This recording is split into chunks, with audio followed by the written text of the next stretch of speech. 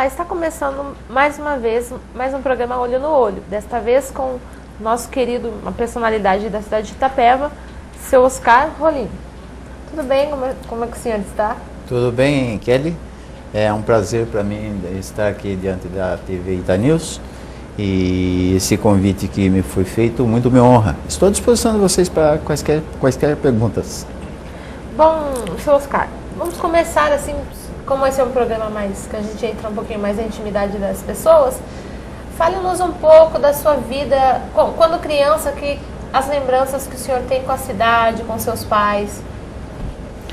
Bom, em primeiro lugar eu gostaria de lhe dizer que graças a Deus, eu tive uma família maravilhosa. Nasci realmente de um pai e de uma mãe extraordinários. Meu pai é uma pessoa muito simples, muito humilde, muito carinhosa, muito objetivo e tranquilo.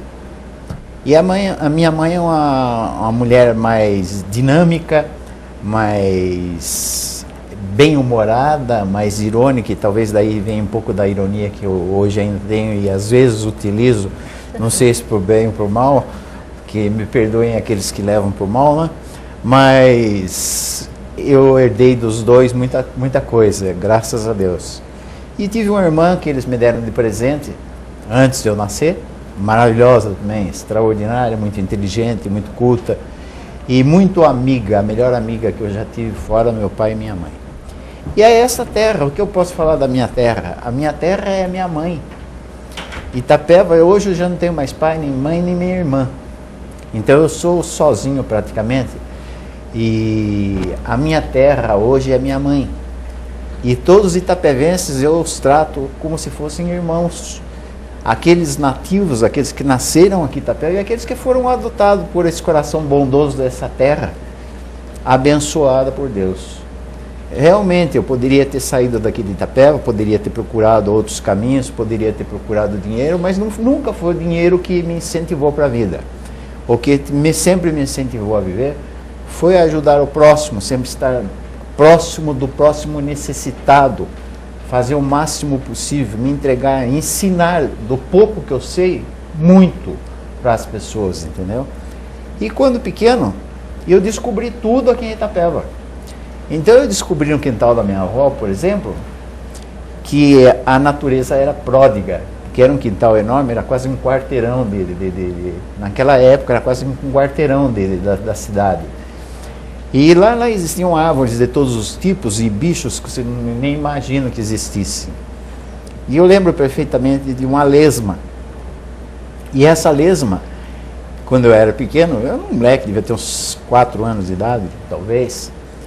Eu olhava e via ela com aqueles chifrezinhos levantados e andando e arrastando aquele caramujo enorme sobre as costas dela. Eu ficava imaginando, mas por que existe isso, né? Por que essa coitada tem que carregar esse enorme caramujo nas costas, né? Até que um dia eu falei, criança, é muito curiosa, né?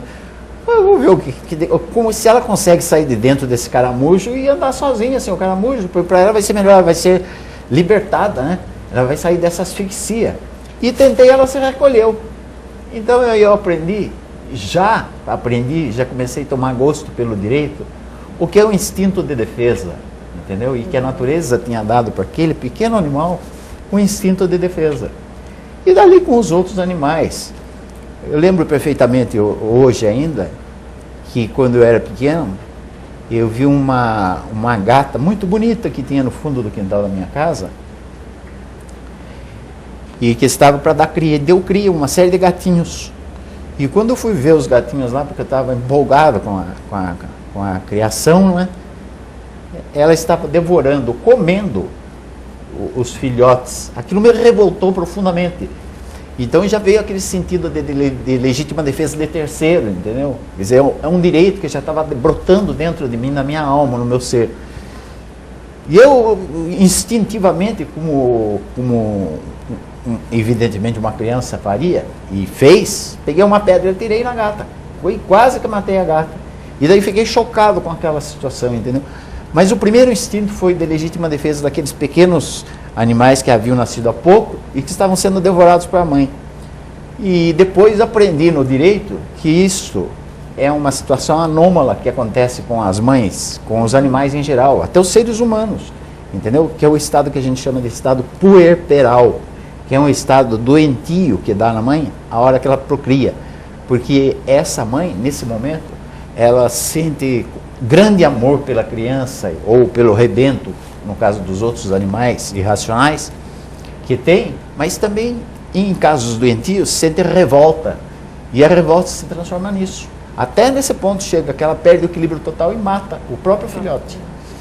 Então, essas coisas eu fui aprendendo na minha vida. Eu vendia porque eu queria comprar doces, queria comprar balas, essas coisas. Eu ia no fundo do quintal na casa da minha avó, eu cortava laranja das laranjeiras, sabe?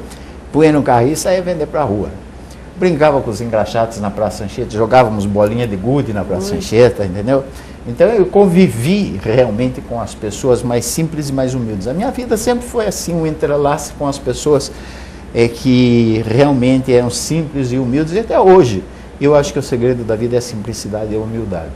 Então essa foi a minha infância. E estudo também. Bastante estudo, bastante até isso dedicação. que eu ia perguntar. Daí a partir disso, o senhor estudou em que escolas? Aí o senhor fez, já entrou na adolescência, como foi? Sim, eu estudei o curso primário. O curso primário eu fiz 3 anos em Ribeirão Branco, porque meu pai comprou um estabelecimento comercial em Ribeirão Branco e nós o acompanhamos até lá. E lá eu fiz no grupo escolar que existe até hoje em Ribeirão Branco. Se não me engano é professor Luiz Dias ou coisa que eu valha, acho que é isso, se não me falha a memória. E fiz até o 3º ano primário lá, tenho excelentes recordações de Ribeirão Branco. Lembro muito bem que eu ganhei muito pouca coisa quando eu era pequeno, muitos presentes eram pequenos porque meus pais não tinham condições financeiras e sempre lutaram com muito esforço, com muito orgulho para conseguir alguma coisa para a família, mas eu ganhei um tambor de presente de Natal. E eu falei, mas eu vou tocar esse tambor sozinho? O que é isso, né? Vai ser um... Eu pensava como criança, falei, deixa eu reunir os outros meninos aqui, vamos bolar alguma coisa que a gente forme um grupo de bateria. Então existiam umas ceras que chamavam-se parquetina, que era para encerar o assoalho. E as ceras tinham umas latas enormes desse tamanho, mais ou menos. Então aquelas vazias a gente utilizava, fazia um buraquinho ao lado. Isso devia ter 5, 6 anos de idade, 6 anos, no máximo 7 anos de idade. E distribuía para a molecada e eu batia o bumbo na frente e eles tocavam as latas atrás de mim. E nós pelas ruas deixando todo mundo louco na cidade de Ribeirão Branco. Mas são coisas, recordações ótimas. Depois vim de Ribeirão Branco para cá, meu pai veio para cá.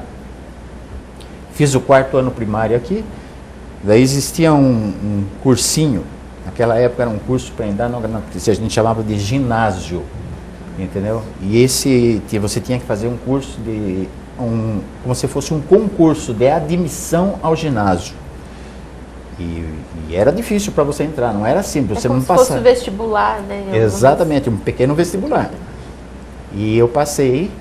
E daí já entrei no ginásio. O ginásio eu fiz no Instituto de Educação, professor Otávio Ferrari, em Itapeva. Depois do ginásio, daí eu tinha várias opções. Eu tinha as ciências exatas, como matemática, como medicina, engenharia, entendeu? E existiam as ciências humanas, que seria direito. E eu sempre tive vontade de ser advogado, sempre na minha vida. Sempre quis ser advogado. Meu sonho toda a vida foi ser advogado. Então eu escolhi o curso que se chamava de curso clássico na época. E fui fazer em São Paulo. Daí em São Paulo, eu fiz um colégio em São Paulo, curso clássico. E lá depois que eu terminei o clássico, evidentemente, daí eu fiz a faculdade de Direito em Sorocaba e me formei como advogado em Sorocaba. E lá como foi a experiência vivida lá? Aonde? Em Sorocaba. Foi maravilhosa. É a melhor fase da vida que um estudante pode ter é a fase universitária, viu? Eu falo para os universitários, vocês aproveitem bastante, porque nessa época você é colega e realmente eles são seus colegas e não existe uma disputa por espaço, entendeu? não existe uma disputa por emprego, uma conquista, por exemplo, de uma clientela ou coisa que eu vale, entendeu? Ali existe, na realidade, a amizade, o carinho, a união entre todos, entendeu? Então é a melhor fase da vida. E ao mesmo tempo que você estuda, você se diverte muito, entendeu? E trabalha, se diverte, e arruma amigos, se forma amizades que nunca mais você esquece na sua vida, que eu tenho até hoje colegas de formatura, né? E isso já sei bom, quando eu comecei a advogar no ano de 1970, você imagina só, 41 anos, né, que eu estou advogando. E tenho amigos até hoje, os que sobraram, os que estão vivos. E a partir de Sorocaba, daí depois, o senhor encerrando o curso, o senhor voltou para a cidade aqui de Itapeva? Voltei para Itapeva e vim advogar aqui em Itapeva. Então, mas antes de vir advogar aqui para Itapeva, daí eu tive uma experiência que eu precisava, né? Precisava me comunicar com as pessoas. E eu tinha uma certa dificuldade de comunicação. E daí na faculdade, como eu fiz parte lá no primeiro ano, eu entrei numa chapa da diretoria do centro acadêmico, e a nossa chapa foi a vencedora. E eu fui incumbido de ir até São Paulo, e em São Paulo eu teria que participar de um programa de rádio. Agora imagina você, uma pessoa virgem em comunicação, uma pessoa completamente desligada do que seja falar no microfone de uma rádio, ou em público mesmo, num programa de um dos maiores radialistas que tinha, dos maiores comunicadores que eu já tive notícia, pela rádio Tupi da época, que pegava no Brasil inteiro, chamava-se Barros de Alencar. E sento assim, o Barros de Alencar, com um microfone pendurado, lembro perfeitamente isso, um grande microfone pendurado, e eu com um convite para uma semana jurídica que seria realizada na Faculdade de Direito lá de Sorocaba. E chegou na hora de eu falar, ele, na surpresa, ele puxou o microfone e falou: aqui tem um estudante de direito e ele vai falar, deu branco, pronto, sumiu tudo para mim. Eu falei, e agora? Ele viu que eu estava travado, que eu não conseguia falar. Ele falou, o que aconteceu? Ele puxou, muito experiente, ele puxou o convite, leu o convite, e depois ele botou uma música lá no ar e falou para mim: mas que raio de advogado vai ser você?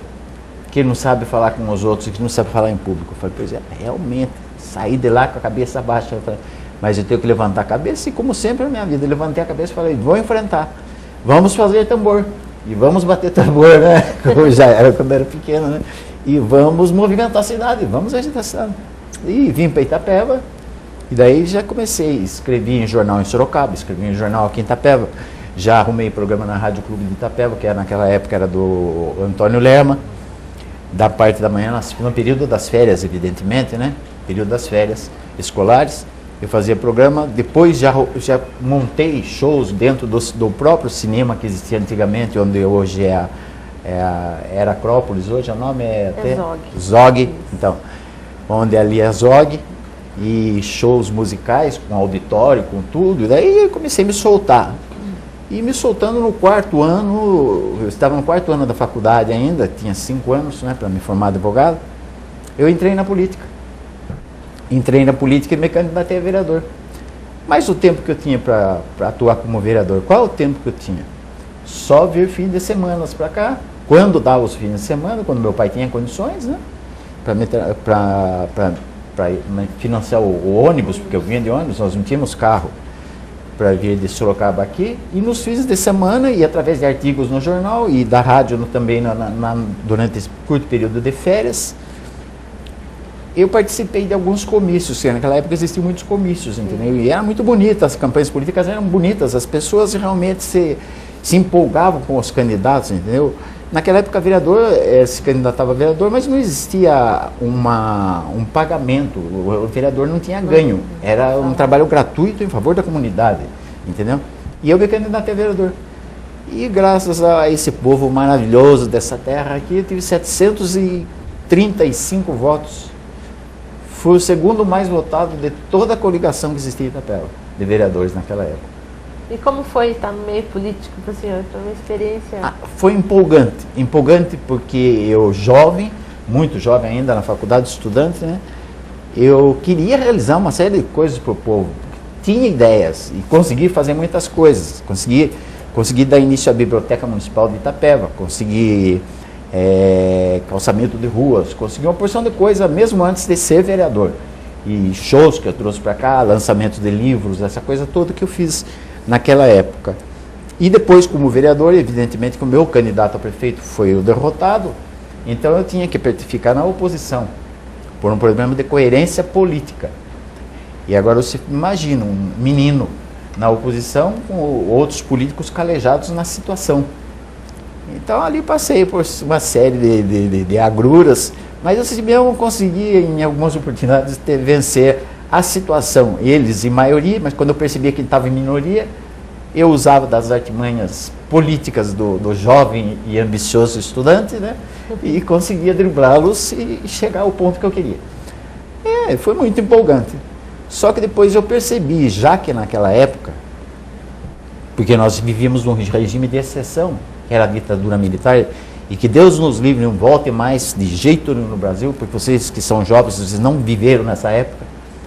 Nós tivemos uma geração castrada politicamente pela ditadura militar, porque a gente não podia falar nada que pudesse imaginar que iria arranhar a sensibilidade dos donos do poder, que a gente já era preso, a gente já era torturado, a gente já perdia emprego, já não tinha mais ação na sociedade, uma série de coisas que ocorriam com a gente.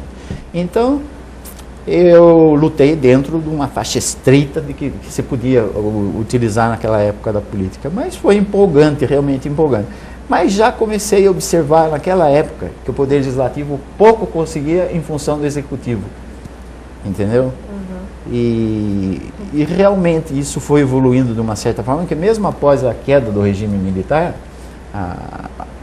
quando houve a redemocratização do país, aumentou de uma forma absurda o poder do poder executivo. Veja bem, o poder executivo é quem manda, entendeu? Legislativo, você estuda na escola, você vai lá, legislativo é para fazer leis. Mas os vereadores e os deputados, eles têm, legalmente falando, um caminho muito estreito para eles se movimentarem, entendeu? As leis que eles podem eventualmente levar a discussões, são leis que praticamente não resolvem nada para a população, entendeu? Então eles ficam dependentes do poder executivo, do prefeito, do governador e do presidente da República. E são muito cobrados, né? E são muito cobrados, realmente. Exatamente, são muito cobrados, às vezes injustamente, outras vezes com injustiça, né? Porque também, mesmo dentro dos caminhos estreitos, a gente pode se movimentar. O que a gente não pode é inadmissível no ser humano, principalmente nos jovens, entendeu? Eu acho que em todo mundo, principalmente nos jovens, é permanecer inerte. Nós somos animais eminentemente sociais e políticos. Não há necessidade de que a gente use um cargo público ou exerça um cargo público para a gente atuar politicamente falando. A gente atua politicamente. Politicamente a gente atua sempre, todos os dias, na nossa casa, entre os nossos amigos, enfim, em todas as situações que se apresentam para a gente dentro da sociedade. Porque o que é a sociedade? A sociedade nada mais é do que uma família amplificada. Certo? É isso. E nesse sentido aí, o senhor participou, caminhou rapidamente pela parte política, o senhor daí realmente decidiu que o caminho a ser seguido era o direito, era advogar? Sempre o meu objetivo maior foi a advocacia. Sim. Mas nunca abandonei o meu amor pela política também. Nunca deixei de lado. Sempre tive participação na política. Se me afastei em algumas oportunidades, não me afastei porque quisesse me afastar ou porque tivesse intenção de me afastar. É porque, às vezes, como diria o Chico Buarque de Holanda, né? A gente vai contra a corrente até não poder resistir. Então, não resistia, não tinha jeito. Mas, assim, lutei contra a corrente em muitas oportunidades. E hoje ainda, se eu puder influenciar em alguma coisa, eu vou influenciar.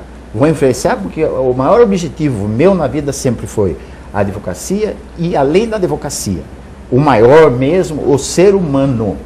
Porque eu acho que se a gente faz política, a gente faz objetivando o ser humano, a pessoa. A gente tem que dar autoestima para aqueles que estão lá embaixo, para que eles tenham essa autoestima e eles possam participar da vida da sociedade. E aí no ramo do direito, nós sabemos que o direito é um leque de opções. Em qual o senhor se encaixou? A área. Isso, a área que o senhor atua. E A área que sempre mais gostei, sempre me apaixonou foi a área do direito penal e do direito civil.